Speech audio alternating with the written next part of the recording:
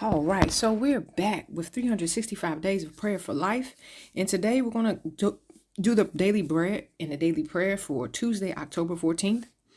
Today, the prayer for Tuesday comes from Psalms 139, verse 14, and it is titled, Show Me Beauty. I praise you, for I am fearfully and wonderfully made. Wonderful are your works that I know very well. Beautiful one, the splendor of your being is reflected in your people. I see you everywhere. When I'm looking for you, I see your fingerprints on all of creation.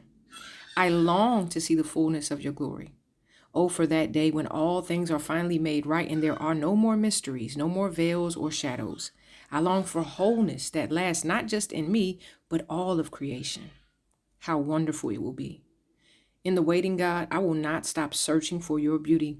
I know that it is present everywhere, even in the darkest caverns. If you dig deep enough in the caves of darkness, there are jewels formed under pressure and friction. I can't go anywhere where you have not been. It is almost too much for me to know how present you are. I am so grateful. Lord, let me have eyes to see you in unexpected places today. I am desperate for a glimpse of you. Where do you see the reflection of God's beauty today? What a beautiful word, right? What a great reminder that God is everywhere. His presence, he's omnipresent, and his beauty is echoed all of throughout creation. His fingerprint is on all of creation. Boys, if you want to see beauty, look in the mirror.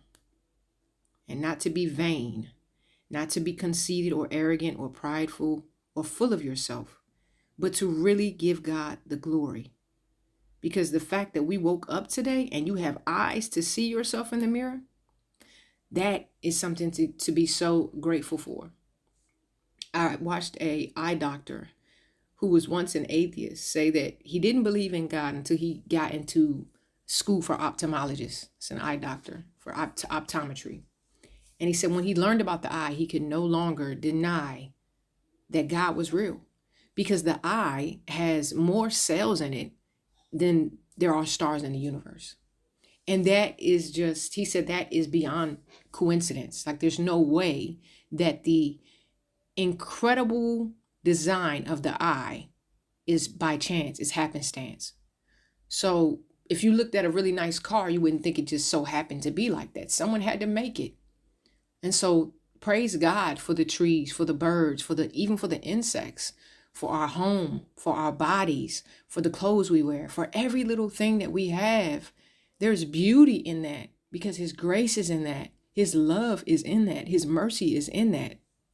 He is such a good God. So where do you see the reflection of God's beauty today? I pray that you see it every time you open your eyes and take a deep breath and know that God gave you this day. Even if you're staring up at the ceiling, I pray you see the beauty in that moment. Okay, boys, and for the daily bread, it comes from Ecclesiastes chapter 4, verse 8 through 10. And verse 9 reads, 2 people are better off than one, for they can help each other succeed. What a great message for you boys, right? You guys are twins, right? It takes 2. Climbing Jamaica's Dunn's River Falls is an exhilarating experience. Water cascades over the smooth rocks of the falls on its way to the Caribbean. It's a challenge as climbers battle the water's flow to make their way to the top. For a teenager named JW, it's a near impossibility. He's sight impaired with only a pinhole view of the world. But JW was determined to climb, and his friend Josiah was willing to team up with him.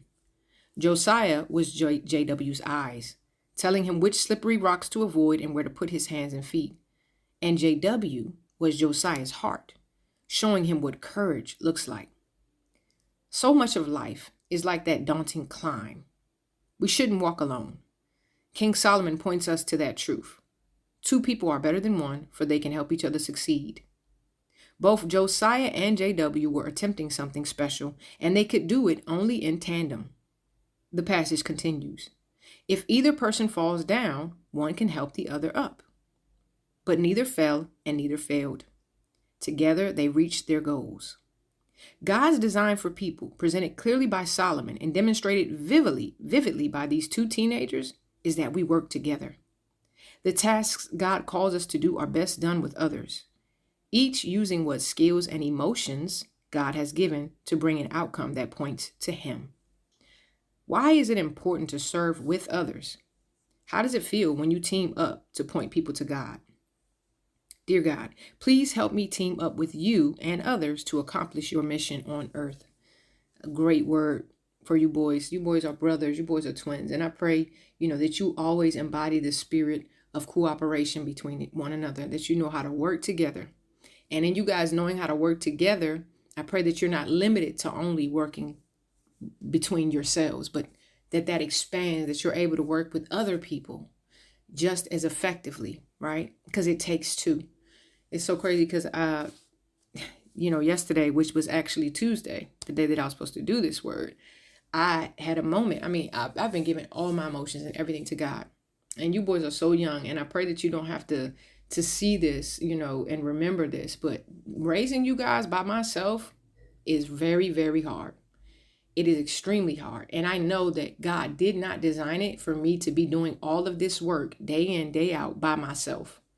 He didn't make it for it to be like this. This is not His will. This is not His design. It took two to make you. So it takes two to raise you.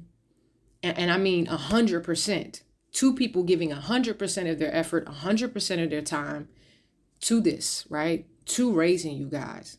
That's the way God designed it. See, God made family. Satan made co-parenting. Satan made the legal system that basically forces people to be in their children's lives and mandates and have all these like rigid rules or whatever. But God didn't make it like that. God did not design it, because He said when He put Adam and Eve together, He said He knew that Adam by himself, He said it wasn't good. It was the first thing He said wasn't good, because He realized He needed a companion. He realized He needed a helper.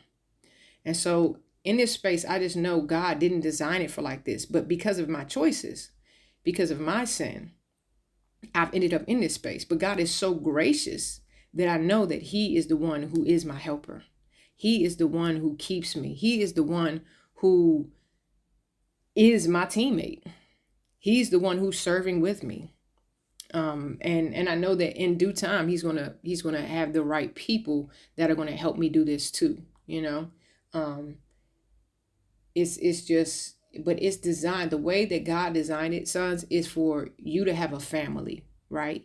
God designed it for you to have a family, a whole family, a family that can work together, a family that can cooperate with one another, a family that can help one another succeed and not be at odds with each other constantly, unable to communicate, unable to, develop any type of unity or harmony between you. So, as you guys learn to work together and as you work together through life, know that, you're going to have to work with other people too. You're going to have to learn how to do that well and effectively. You're going to have to learn to communicate. And just like it says here, the tasks that God calls us to do, they're best done with others, right?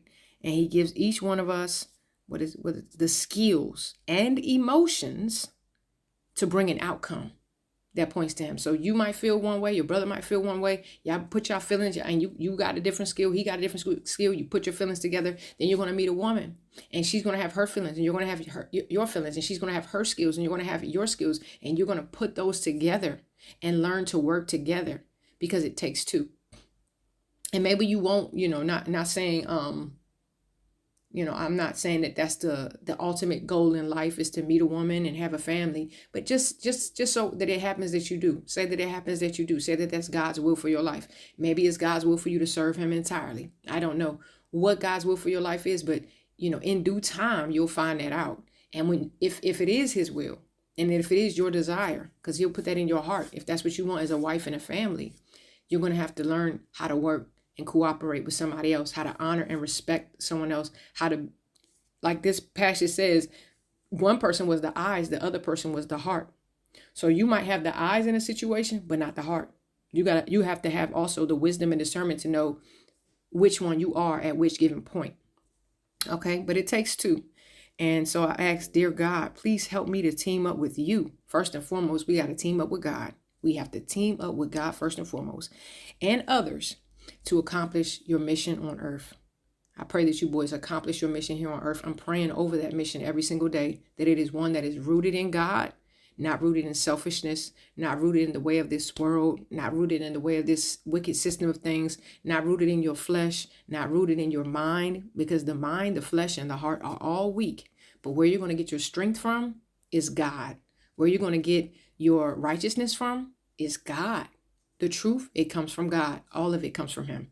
So I pray that you keep these things in mind and you take them to heart always. And I pray that they're in you and not just on you. In Jesus' name, we're going to go on to the next daily bread. Love you, boys.